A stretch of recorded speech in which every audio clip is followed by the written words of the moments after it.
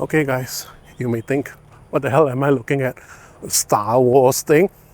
Well, I'm just showing off my earbuds with a Star Wars skin. Anyway, so what are we looking at today?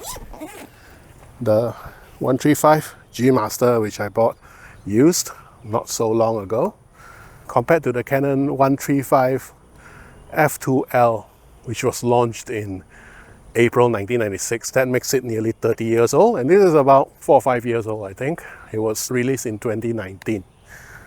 Let's start. Right, let's have some backstory. I bought this when I switched to Sony a couple of years ago, thinking that it would be a good tele lens for my usage. But after 3 years, I found that I cannot live with this. So finally, I decided to dive in and bought myself my first ever GM lens. Okay, before we continue, let's do the TLDR version of this. 135 GM is a very good lens optically. It focuses nearly perfectly, of course on a Sony body, but there are of course some caveats. In addition to that, the build quality of the 135 GM is really solid.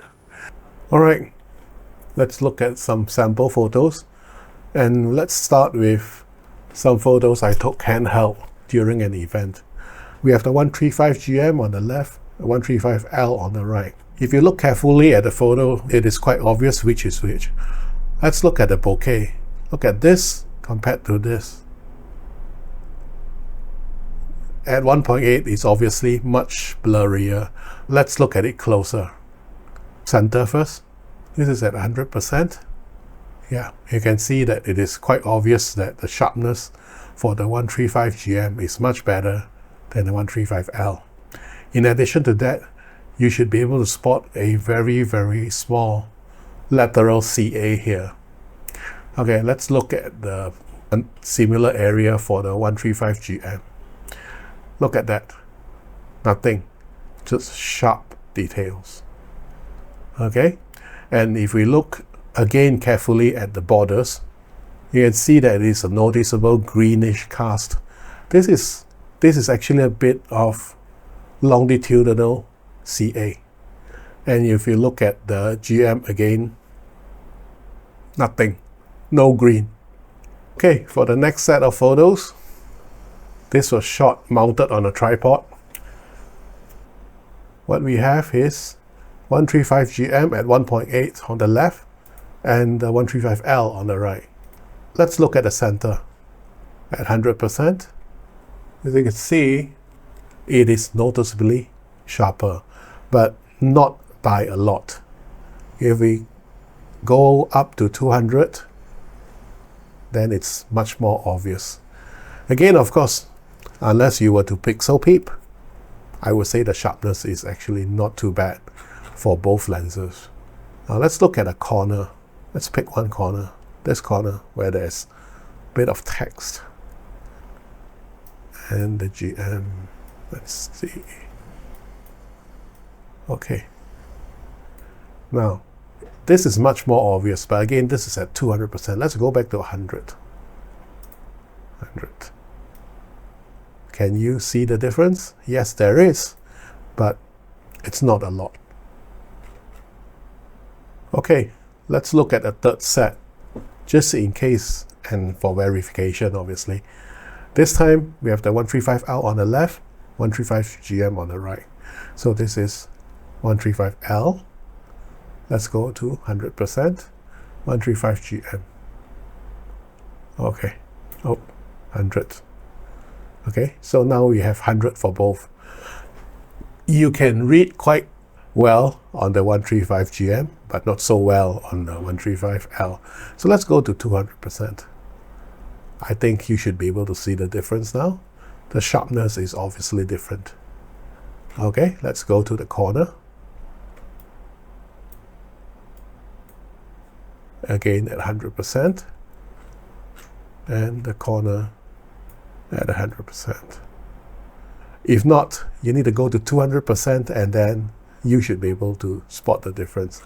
Again, so difference is actually not that much, in my humble opinion, in terms of sharpness for these two lenses. If you were just to look at the photos side by side this way, this is the 135L, this is the 135GM.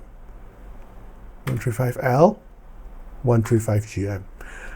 So what you can see is that it is very obvious that the contrast is much higher on the 135GM here compared to the 135L. Okay, both images right now have 0% distortion correction.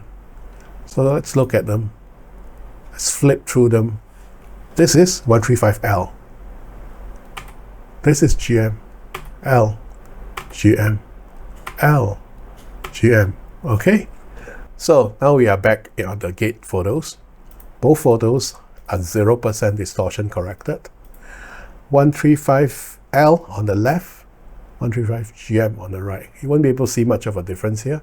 Let's do the flipping thing again. This is L, GM, L, GM, L, GM. Can you see the difference? Now let's apply the correction for the GM. Let's toggle corrections on and off. See that? Okay. Again, after correction, for the GM compared to the L still is straighter. Okay, there we go. All right, now let's look at the event photos and subjects that are more interesting than walls. So these two photos, 135L on the right, GM on the left. You can see that there's an obvious difference in contrast. Look at her hair here and here. The blacks are darker here, the blacks are blacker, the blacks are less black here, right? And the colors are also seemingly more saturated. Okay, overall, I would say it's quite obvious that the GM photo is much more contrasty than the L photo. Now let's go to 100%. Let's look at the face. I'm sorry, miss.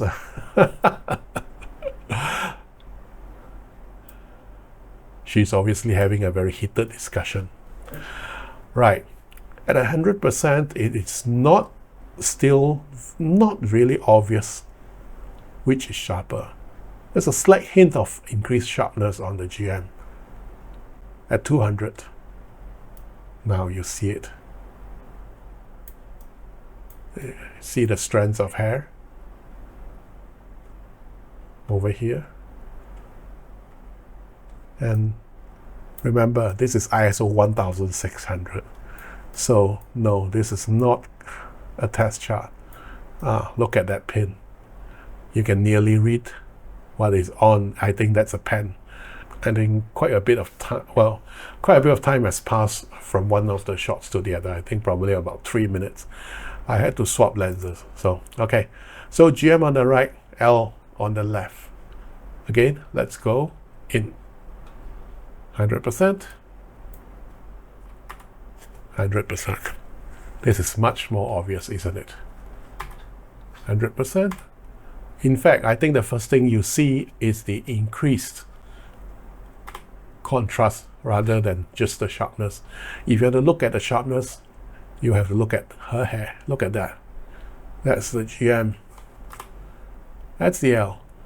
You could still see that her hair is pretty loose, but you could not see the individual strands. Again, notice one more thing. It seems that the GM is less susceptible to flare because this is a giant LED screen behind them. Look at the loss of contrast around her. Let's look at the face in a bit more detail. Look at the amount of flare that is coming through. It kind of starts to veil the the details. Obviously, it's not as sharp. Okay. Now this could be a very important feature, especially for those of us who shoot a lot at events like this with giant LED screens behind. So the difference in terms of quality is actually quite obvious. Before we end, let me show you a couple more photos. Look at this. Amazing. And these are all not shot at a very high shutter speed. Remember, if you look, it's only 1/200th of a second. Should have been higher if I wanted to freeze all the motion, which probably isn't really necessary for something like this. This is the beginning of a series of photos that basically, after I've taken them, I decided that I don't need any more photos, sample photos from this event. I don't know who she is, but she's stunning. These are all shot in burst mode, A7 Mark IV. As far as I can remember, it's the highest burst speed on mechanical shutter, which is around 7 frames per second, I think. I don't know, I can't remember. Anyway, here goes. Someone decided to flash her. I can't blame him or her. Yep. Perfect every shot. That concludes my sample analysis of the 135GM versus the 135L. I will place some of these photos into a shared folder, and there will be a link in the description. First, let's look at the physical differences between these two lenses. It's quite obvious when you look at it. The 135L is longer, but it's only longer when the MC11 is attached to it. The 135GM is noticeably bigger, wider. It takes 82 mm filters. The 135L takes 72 mm. And they're actually nearly the same weight. But again, the 135L has MC11 attached to it, so it is actually much lighter. I believe it's around 700 grams for 135L, and the GM weighs around 900 plus grams. The GM is weather sealed. It has a gasket behind, whereas the 135 does not at all. The GM also feels that it's built better, like I mentioned earlier, but there's a strange thing that if you rock it back and forth, you feel that something inside is moving or rattling. It doesn't sound as if it's going to break when you do that, but it still worries me whether this is going to affect the long-term reliability of such lenses. There's one major difference between these two lenses.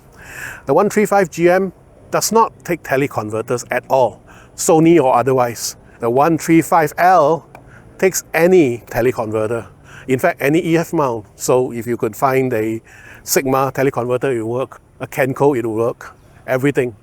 That makes this a much more versatile lens. That is the original reason why I chose this instead of going for any native lenses. Is the 135GM a good lens? Yes. Is it worth buying? Yes, it is. If you buy used.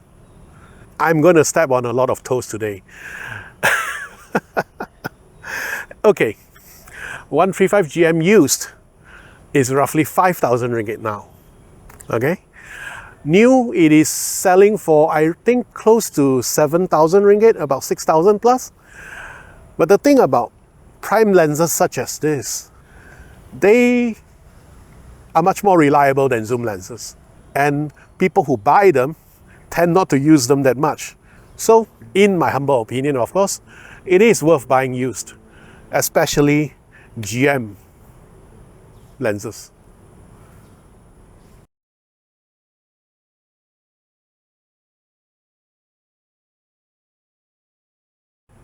So, as a summary, the 135GM is one of the rare GM lenses that I think is worthy of the moniker GM, or they would have to say it's Grandmaster. Yeah, the hubris, right? Okay, anyway, it is great. It has a few small little issues which I hope will be fixed. Teleconverters and the rattling. And That's it. I hope Sigma comes up with their updated 135, and then I may actually sell this for Sigma. Like it if you like it. Subscribe if you like it a lot. If you have any questions or criticism, please put it down in the comments and I'll try to answer them as soon as possible. Thank you and goodbye.